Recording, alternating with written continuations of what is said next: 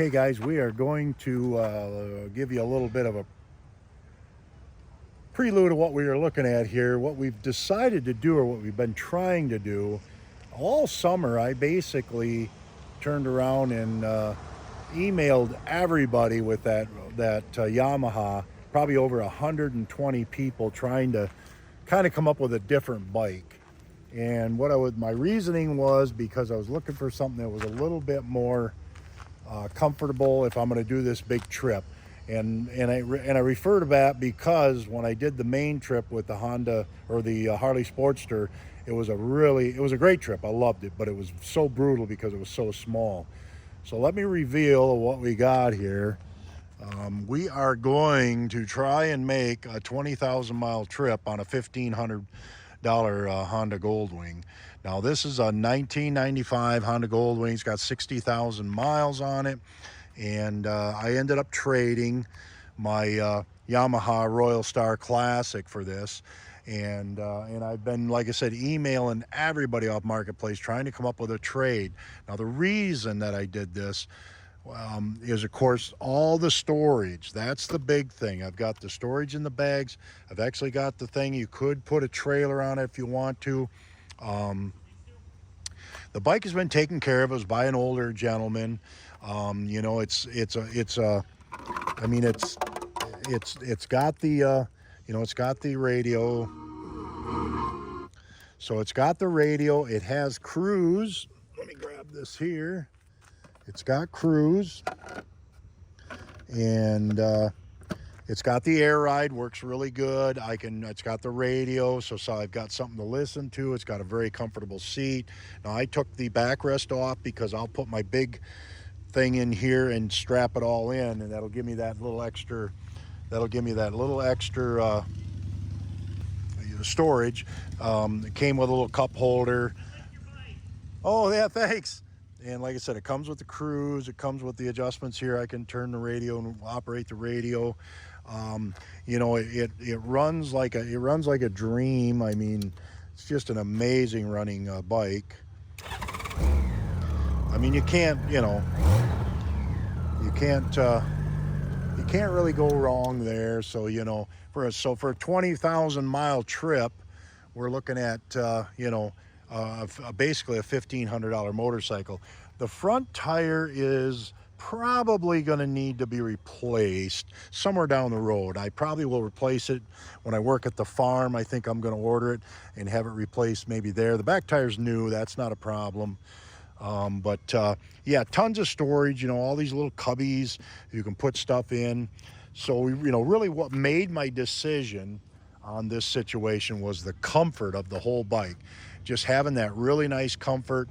And this thing does cruise like a Cadillac. Everybody talks about, they're a couch with a motor under them.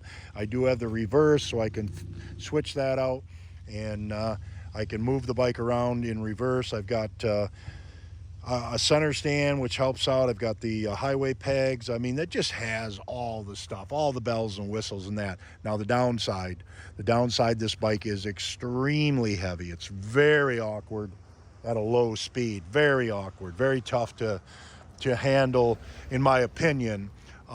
Is it the exact bike that I'm after? No, it's not. My goal is to have an adventure bike. I really want the BMW GS General Sport adventure bike, the 650, the 850, or maybe even the 1150 or something of that nature, or the Triumph Tiger or V-Strom, something like that. But for this trip here, this is what we're going to do, and I think this thing can pull it off. It seems to run good. I think the old timer ended up changing the belts out, the timing belts and some other stuff. The only thing is he lost this cover here. It's got a new battery, but he lost that cover, unfortunately. And man, they're $150. I've been looking them up. They're not cheap. So I don't know what I'll do with that. I've got a couple of ideas, but we'll play that by ear and we'll see what we come up with. Maybe there's somebody out there in the Honda Goldwing world that on the YouTube that watches this video that maybe can send me one for a cheap 50 bucks or something. You know, this side's good. We're good to go there. But it really does cut the wind. It's just a nice driving, you know, the hydraulic clutch. I like that. Now that slave cylinder down there, you know, hopefully that can leak at times. Hopefully that's been replaced. But it seems to run just fine. I've ran some seafoam through it, just trying to clean the carbs out. But so far, so good. Everything is, you know, everything is just working fine, and that's where we're at. I think it's going to be a great bike. Now, the other negative side is trying to get back into a place and, you know, kind of the off-road for my camping might be a little tough, but we'll do our best. We'll make it work. The air ride works really good. The compressor works fine. Got the extra hose in here if you want to pump your tires up or pump another tire up. I do have a little kit in here that's that has the tools and everything, which I'll add to that. I did get a chimers or whatever. Anyway, the manual, the great big thick manual came with it. Guy had that, so you can. I've been reading and reading and reading, trying to just see if I ever, you know, if I have any little issues, I can go ahead and work on that. Huge tank in this. Probably one of my big things I worry about is maybe the fuel pump going out. But again, you know, it's you know, it can be. It's something I can do. That slave cylinder maybe, but that is something I can do. Other than that, I don't find too much to be a problem. The brakes are fine. I probably, when I change the tire, I'll put brand new brake pads on both of those things. And it's kind of crazy when you step on the back brake. This left side works on that back brake and then the back brake one, and then the front brake ends up running this one on this side. But anyway, fork seals seem to be good. I don't get a bounce or anything like that. Seems good. Everything good there. So that's the new thing. That's where we're at, and we've been getting used to this. We've been riding it for about 3 weeks now, so we're just getting the feel for it. As I said, the biggest thing is it's very awkward when you're first starting out. It's a very heavy bike, but once you get moving, man, she's unstoppable. So let's take and get out on the road.